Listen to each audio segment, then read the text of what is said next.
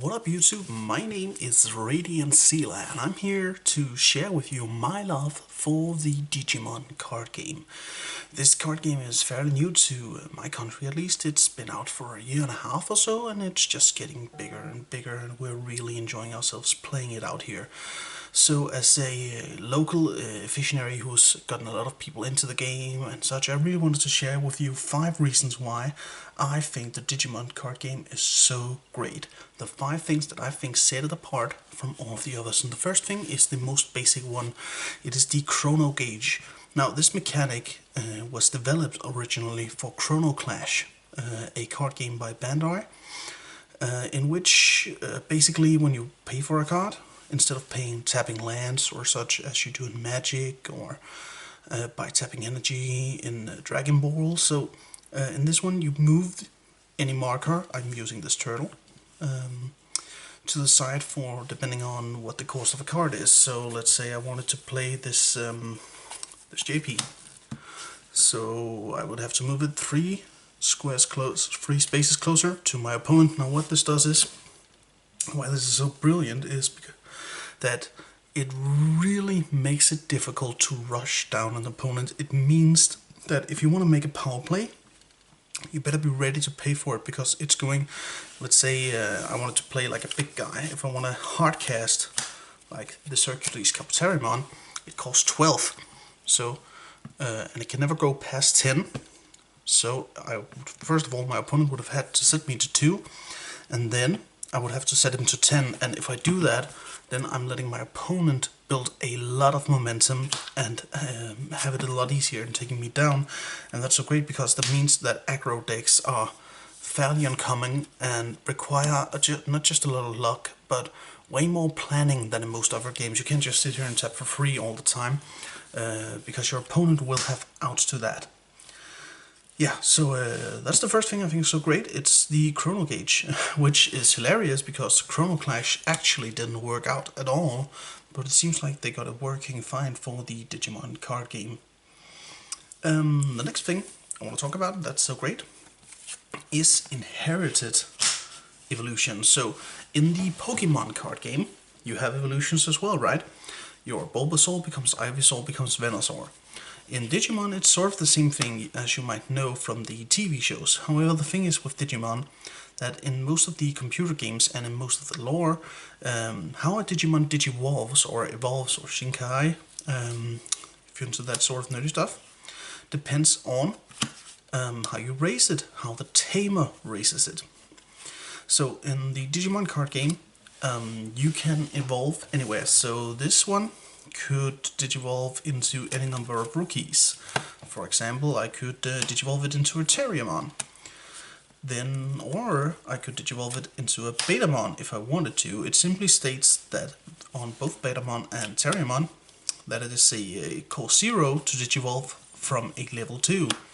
Or I can play the card for 3 to play it next to it. So what's so great about this is that the Digimon actually inherit abilities from whichever cards you have beneath them. So when you digivolve, you're going to be placing them like this. As you can see, these little squares down here.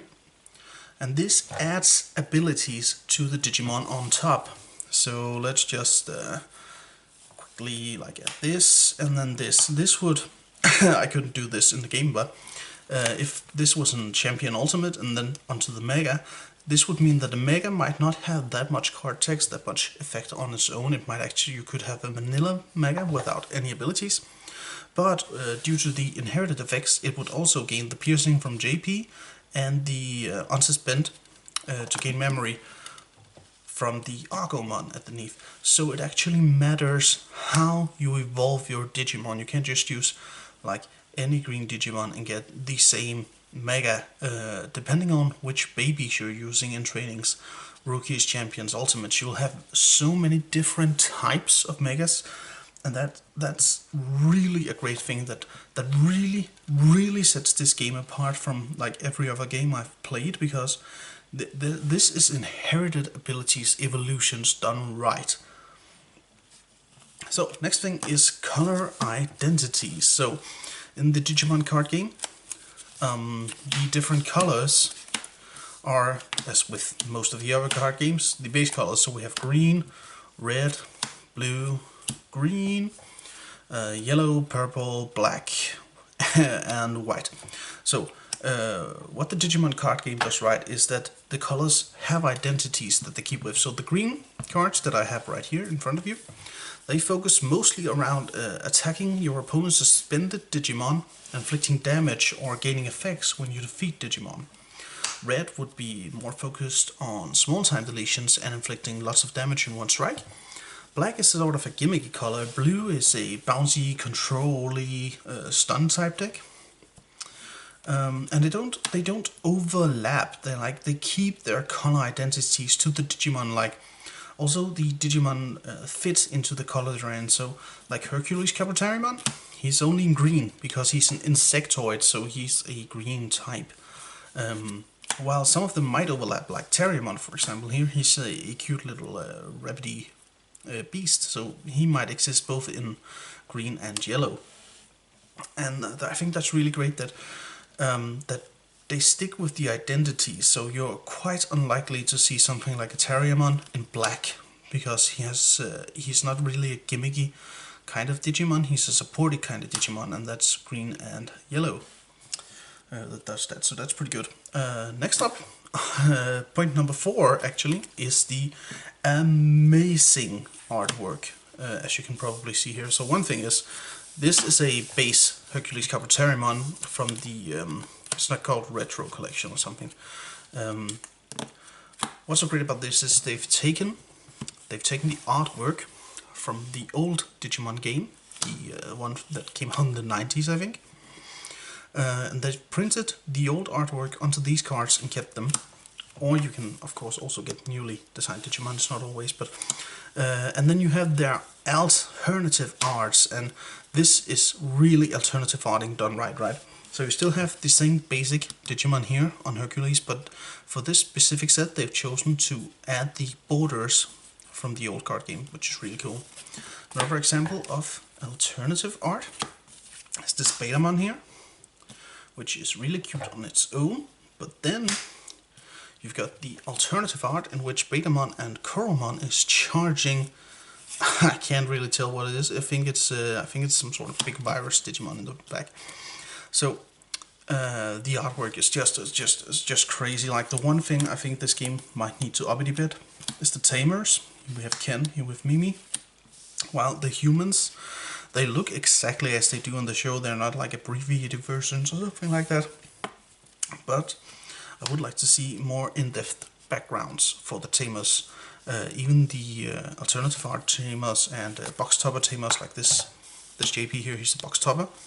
As you can see, his body is a bit bigger, and the card has a bit more depth because it keeps the dark green borders instead of going to the whites.